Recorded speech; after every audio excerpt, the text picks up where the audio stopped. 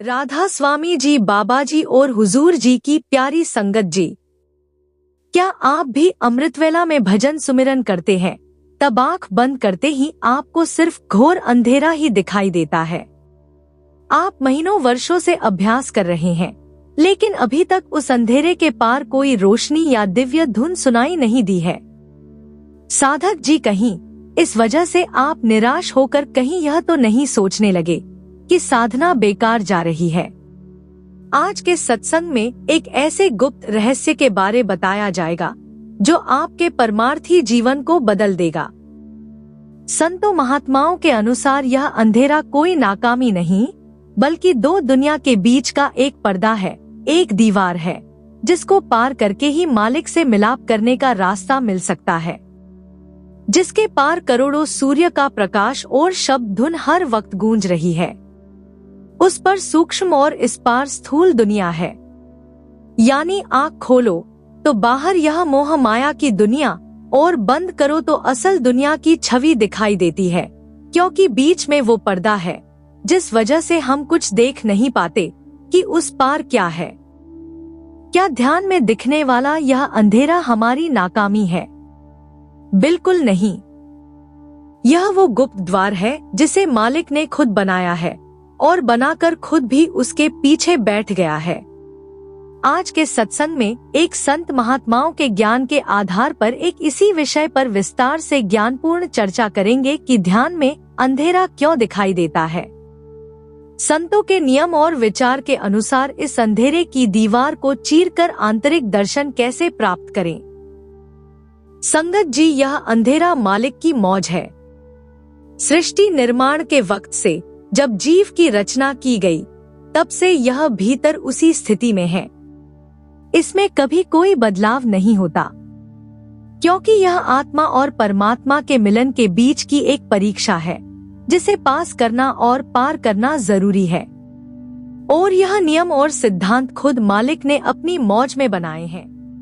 मालिक ने इस शरीर की रचना ही ऐसे अद्भुत तरीके से की है कि आम इंसान इसे कभी समझ ही नहीं सकता जब तक वह भीतर उतरकर न देखे। कर्म भोगने के लिए मन और माया की दुनिया बना दी और उनको भोगकर वापस असल घर जाने के लिए एक अलग दुनिया बना दी।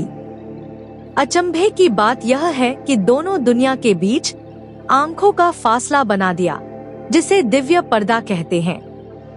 इनको देखने के लिए आंखों की रचना ऐसे तरीके से की है कि खुली आंखों से मन और माया की दुनिया, और बंद करो तो असल सूक्ष्म दुनिया।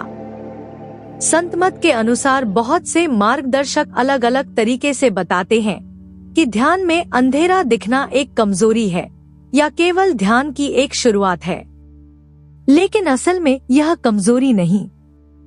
ध्यान में दिखने वाला यह अंधेरा वास्तव में अंधकार नहीं है, बल्कि ब्रह्मांड का सबसे बड़ा सच है। यह बनावट ही उस मालिक की मौज है, महिमा है।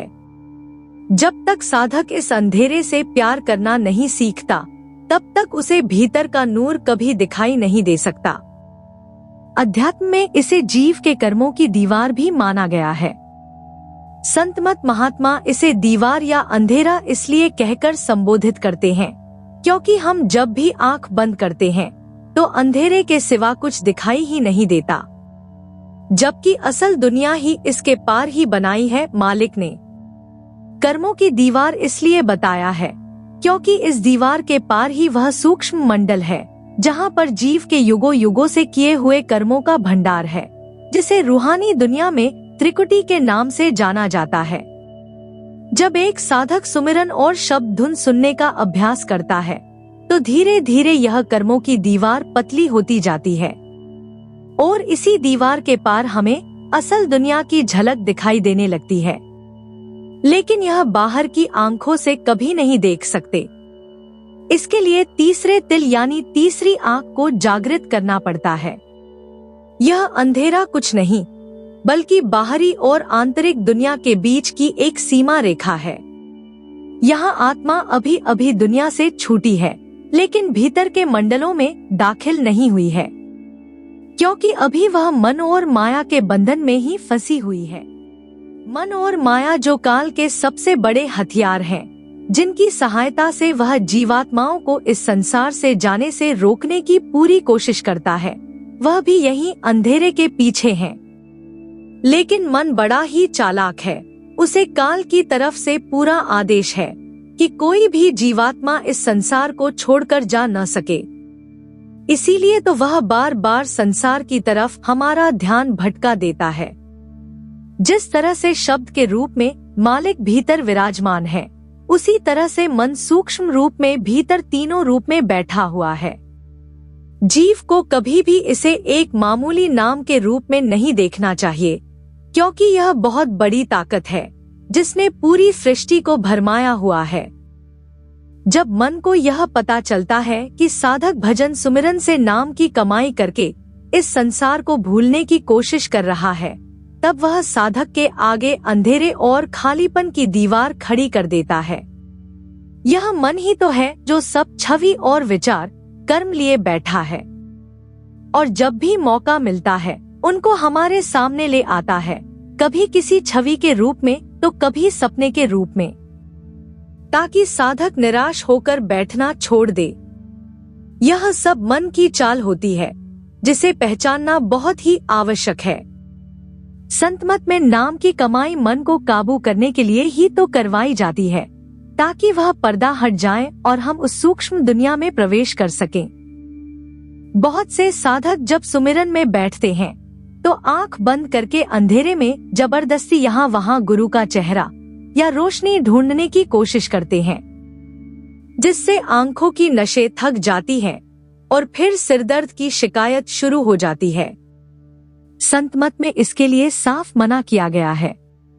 कभी भी आंखों पर दबाव नहीं डालना चाहिए और किसी भी तरह के नुक्ते को जबरदस्ती देखने की कोशिश नहीं करनी चाहिए। बस केवल सहज भाव से अंधेरे में ख्याल को लगाकर सुमिरन करना चाहिए। जैसे जैसे सुमिरन पकता जाएगा, यह दीवार अपने आप हल्की होती जाएगी और फिर आपको वहां एक रोशनी दिखाई देगी जिसे देखना चाहते हैं। संत महात्मा कहते हैं कि अंधेरे में कुछ ढूंढना नहीं है, बल्कि दोनों भवों के बीच स्थिर होकर अंधेर में सहजता से देखना है। इसका साक्षी बनना है, जैसे एक चौकीदार अंधेरे में रात के सन्नाटे में चुपचाप खड़ा रहता है, वैसे ही साधक को चुपचाप वहां टीके रहना है। जब एकाग्रता पक्की होने लगती है तो यह अंधेरा अपने आप फटने लगता है। जब साधक ख्याल को तीसरे तिल में रखकर लगातार नाम का सुमिरन करता है तो उस अंधेरे रूपी पर्दे में एक बदलाव आने लगता है। शुरुआत में यह काल था, लेकिन अब बदलकर हल्का भूरा या नीला होने लगता है। जैसे रात के समय आसमान में बादल छटने लगते हैं, वैसे ही उस अंधेरे में छोटे छोटे टिमटिमाते हुए तारे, जुगनू जैसी चमक और अचानक से चकाचौंध करने वाली बिजली की चमक दिखाई देने लगती है। यह इस बात का सबूत है कि आत्मा उस अंधकार के पर्दे को चीरकर अब उजाले के करीब पहुंचने लगी है।